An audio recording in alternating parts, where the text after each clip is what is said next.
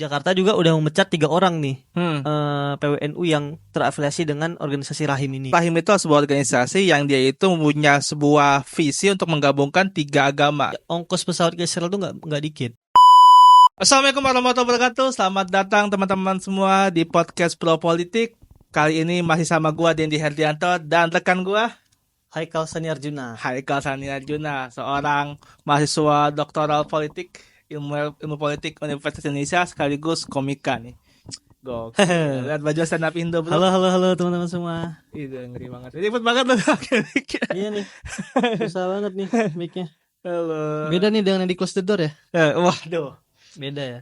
Ya, enggak suasana lah. Kita masih kurang budget lah. Kurang budget. Bisa lah sponsor dikit. Bisa kali di sini. Door di ujung sini kan. Bisa lah sponsor politik atau ya siapapun yang mau ngasih dana, insya Allah kita bantu lah ya.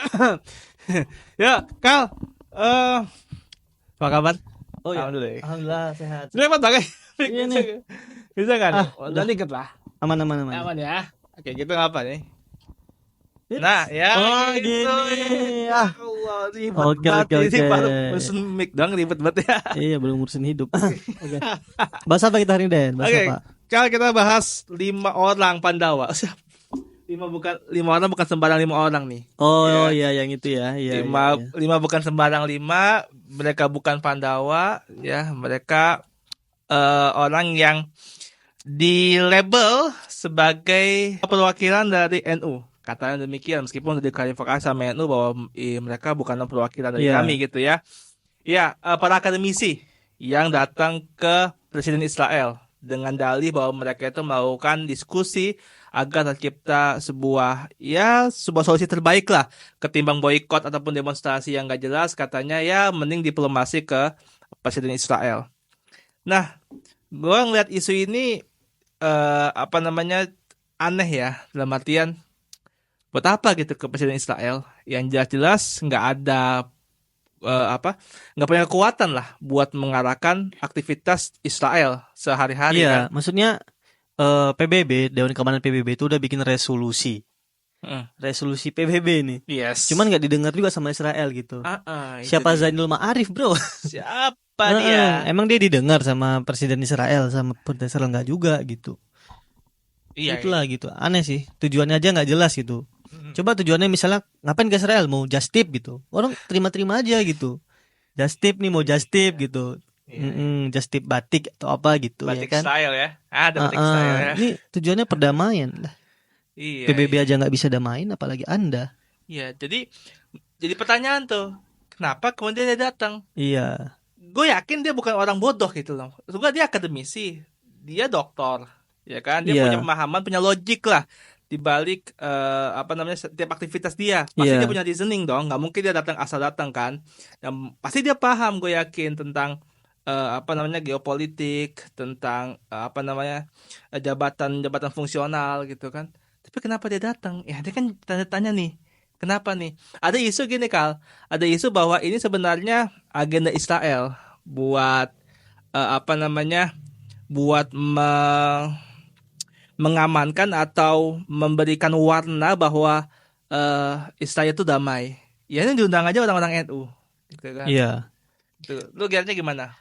Pertama gue mau apresiasi sikap PBNU ya, yang langsung jelas mengatakan kalau mereka bukan tugas dari NU untuk ke Israel. Sama yang kedua, PWNU Jakarta udah memecat Zainul Ma'arif ini. Yes. Ini memperlihatkan kalau statement dan sikap NU tegas gitu ya. Kalau tidak akan atau bahkan mungkin bekerjasama dengan organisasi Israel atau bahkan ke negara Israel itu sendiri. Yeah.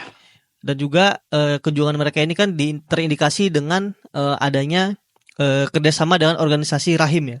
Rahim ya. Ini Ibrahim. Studi warisan Ibrahim gitu, yang ini memfasilitasi komunikasi keberangkatan 3 pemuda ini gitu ke Israel. Dan PWNU Jakarta juga udah memecat 3 orang nih PWNU yang terafiliasi dengan organisasi Rahim ini gitu. Jadi menurut gua kita sebagai umat Islam juga kayak mikir, NU komitmennya jelas gitu ya, mendukung perdamaian Palestina gitu. Semoga sih ke depan nggak ada lagi nih orang-orang NU yang kayak Zainul Ma'arif ini gitu. Aneh banget. Semoga. Iya. PTW yang belum tahu, Rahim itu sebuah organisasi yang dia itu mempunyai sebuah visi untuk menggabungkan 3 agama. karena rahim itu kan dari Ibrahim ya. Ibrahim itu kan dia itu beliau lah nabi kita juga. Dia itu kan punya dua anak ya, Ismail dan Ishak. Di mana Ishak itu kemudian ada di situ ada Nasrani sama Yahudi, dan Ismail di situ ada Islam, Nabi Muhammad SAW gitu ya. Dan mereka berusaha untuk menggabungkan tiga agama ini karena sama-sama dari Ibrahim. Gitu, sama-sama dari Ibrahim, mereka berusaha menggabungkan, dan tetapi dalam prosesnya dia bukan malah mencoba untuk menyatukan, tapi membawa sebuah opini bahwa seakan-akan gerakan Yahudi yang terjadi itu adalah hal yang wajar gitu. Jadi mencoba untuk membuat menormalisasi gerakan-gerakan Zionis gitu. Ini yang bahaya kan seperti itu. Yang kita takutkan sebenarnya ini ada upaya-upaya bawah tanah ya, underground ya, yang mencoba untuk pertama nge-rebranding Zionis atau Yahudi di Indonesia gitu. Jangan Yahudi lah, Zionis atau Israel di Indonesia gitu. Ada upaya-upaya untuk nge-rebranding itu gitu. Yes. Ini terlihat dari ada mereka bikin banyak yayasan di Indonesia. Atau ormas mungkin ada juga gitu. Yang penting ada yayasan, ada organisasinya gitu. Bahkan ada beberapa influencer yang mencoba untuk nge-brainwash kita nih gitu, menggeser perspektif kita tentang Zionis gitu. Yang bahaya itu sih gitu. Iya, influencer ya. Soalnya mereka bisa tuh ngebayar-bayarin influencer ya kan. Cuman itu tadi. Sama ini juga sih, kayaknya Zainul Ma'arif ini kan, atau 5 pemuda ini kan nobody ya. Kayak mereka kalau nobody ketemu dengan Presiden Israel nggak mungkin juga gitu. Pasti mereka bawa-bawa embel-embel itulah gitu. Kami dari Ormas NU ya kan, Ormas terbesar di Indonesia gitu. Sehingga dia bisa bertemu dengan Presiden Israel. Tapi untungnya itu ya, sikap PBNU tegas gitu. Kita apresiasi juga. Yang penting jangan terulang lagi lah gitu. Karena sangat kontraproduktif ya. Yes, sangat kontraproduktif. Tadi aja hari ini ada aksi bela Palestina loh. Yes, ada aksi bela Palestina hari ini. Untuk mendiskualifikasi Israel dari Olimpiade Paris. Gitu. Iya. Dan kalau salah udah ada tadi itu ada pengada internasional ya yang memutuskan bahwa penjajahan Israel terhadap Palestina, pengakuisisian tanah Palestina terhadap Israel dari Israel itu adalah sebuah tindakan ilegal. Tadi itu ada Mahkamah Internasional ya yang memberikan statement demikian. Jadi hal seperti itu Mahkamah Internasional sudah mengatakan demikian, tapi apakah setelah ini Netanyahu akan berhenti bertindak? Gua rasa tidak. Dan pastinya tidak kan. Apalagi mereka gitu ya, cuman orang-orang biasa aja gitu. Yang penting ini sih, Palestina tuh berdaulat secara penuh sebagai negara. Jadi dia bisa punya ini alat militer gitu-gitu. Punya pemerintahan sendiri gitu. Sehingga kalau ada pun perang jadi apple to apple gitu. Sekarang kan kondisinya Palestina ini kan belum seutuhnya negara nih. Yes. Jadi dia nggak bisa punya pesawat tempur dan lain sebagainya, nggak bisa dapat bantuan internasional gitu ya, kayak loan gitu, pinjaman gitu, sehingga nggak bisa cukup kuat lah militernya. Tapi kalau secara de facto kan dia udah negara ya, cuman secara de jure belum gitu kan. Intinya kalau misalnya udah resmi jadi negara itu satu kemajuan yang sangat luar biasa. Walaupun nanti misalnya Israel tetap menganeksasi atau menyerang Gaza gitu ya, yang penting dia udah bisa punya peralatan militer yang cukup canggih gitu buat melawan Israel. Iya. Apalagi kalian melihat dari fenomena ini? Ini gue ngeliat sekarang mulai banyak muncul ke permukaan ya. Kalau ternyata ada juga beberapa orang hipokrit gitu. Kayak kemarin gue baca MUI baru memecat 2 orang anggota yang terlibat dalam organisasi aja sih Yahudi gitu. Yahudi ya. 2 orang tuh MU mecat gitu. Gitu. Menurut gue sih Indonesia sebagai negara Muslim terbesar di dunia pasti cukup strategis di mata Israel gitu. Israel juga memandang Indonesia ini sangat penting gitu. Karena kalau misalnya orang Indonesia aja nih, satu orang nyumbang 10.000 kali 270 juta jiwa, udah 2,7 triliun itu ya kan. Gitu. Maksudnya kalau sempat orang Indonesia ini awareness-nya tinggi terhadap isu Palestina, bahkan sampai mau donasi atau bahkan sampai boykot, wah bahaya tuh Israel. Sekarang aja nih gue adalah kenal orang kerja di McD ya kan. Sekarang itu sales McD itu turun setengah Den. Turun setengah 50% gitu. Ya. Lah lu jadi orang McD apa gak pusing gitu. Lu pasti pengen Netanyahu stop aja deh gitu. Iya. Gitu. Starbucks juga pada turun salesnya gitu ya kan. Kemarin gue lihat saham Starbucks turun berapa persen gitu. Oh, turun banget ya. Heeh. Iya. Itu menurut gue sih kita apa ya, adalah upaya-upaya dari Israel untuk datang ke Indonesia gitu, melakukan infiltrasi, rebranding, apa istilahnya kalau Islam tuh Gozul Fikar gitu. Karena kita negara Muslim terbesar gitu. Penting lah bagi Israel mah buat Indonesia. Iya, pastilah jadi sebuah apa namanya investasi dia sebenarnya kan ketika dia datang, kemudian ya untuk sebenarnya dari sisi ekonomi ya dia datang untuk kemudian membuat citra yang lebih baik kan. Soalnya kalau perang Ukraina Rusia, Rusia Ukraine, itu orang Indonesia nggak bulat dukung Ukraine tau. Ada yang dukung Rusia juga. Karena ura kan, ada ura-uranya. Jadi posisi Indonesia waktu perang Ukraine Rusia itu, Rusia Ukraine itu nggak semua dukung Ukraine. Berarti polarisasinya cukup seimbang ya Ukraine Rusia.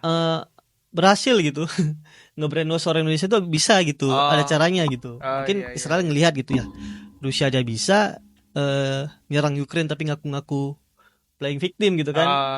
Israel mungkin bisa juga gitu playing victim juga. Adalah kemungkinan itu mah. Iya. Makanya harus itu. Nama juga testing. Harus jeli lah gitu kan. Iya, uji coba dia ya apakah dia. Soalnya penjajahan ini nih kayak virus dan kayak domino efek gitu. Kalau kita biarin ada satu negara, ada satu inilah bangsa lah yang dijajah secara tidak manusiawi gitu. Karena dia lemah gitu.